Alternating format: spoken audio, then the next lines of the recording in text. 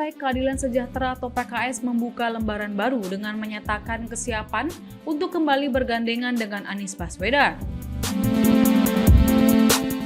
Meski sempat memiliki sejarah pelik usai mencabut dukungan di Pilgub Jakarta 2024, PKS menegaskan komunikasi tetap terbuka. Sekretaris Jenderal PKS Muhammad Khalid mengatakan pihaknya siap berjalan bergandengan lagi dengan mantan calon presiden di pemilu 2024 Anies Baswedan.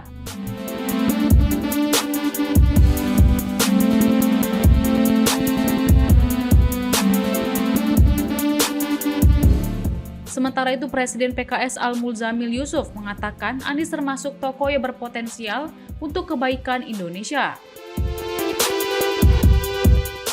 Muzamil yang dalam pemilu 2024 lalu sempat menjadi jubir Anies, menegaskan perlunya membangun sinergitas semua pihak untuk Indonesia yang lebih kuat. Pak Anies, tokoh Indonesia, saudara kita, saudara PKS, orang yang punya potensi, semua orang yang punya potensi Indonesia, kita berharap memberikan potensinya untuk kebaikan Indonesia. Siapa saja? Karena dengan sinergi kebaikan itulah bangsa Indonesia akan besar. Ya. Saya kira Pak Prabowo juga semangatnya sama, kolaborasi, persatuan, sinergisitas. Ya. Kami juga begitu, yang tua, yang muda, ya. Sinergi dari usia kami sekarang mulai turun ke usia 40, 30, di daerah juga begitu, kita sinergi. Ya. Idul Kurban ini pun sinergisitas. Ya. Bagaimana Nabi Ibrahim, Nabi Ismail, itu kan realisasi. Seperti diketahui, PKS dan Anies memang punya sejarah unik. Keduanya sempat berkolaborasi dekat dalam Pilgub Jakarta 2017. Dan setelah Anies menang, PKS menjadi salah satu pendukung paling kuat di Jakarta.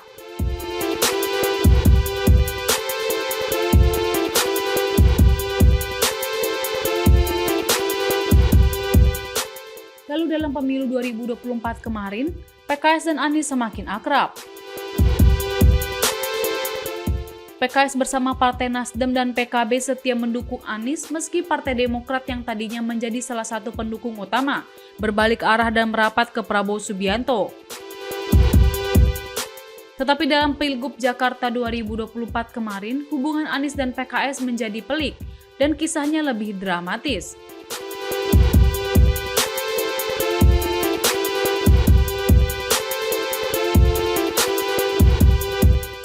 Awalnya pada Juni 2024, PKS mendeklarasikan Anies sebagai Cagup Jakarta bersama kader Partai Sohibul Iman.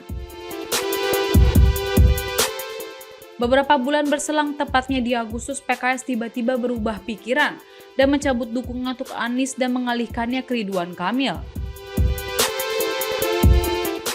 Alhasil Anies gagal maju mencalonkan diri sebagai Cagup Jakarta setelah juga gagal di Pilpres 2024.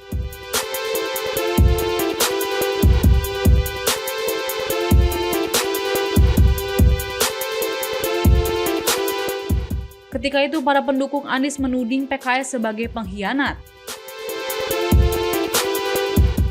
Tetapi PKS berdalih pihaknya tidak bisa sendirian mencalonkan Anies di Pilgub karena kekurangan suara.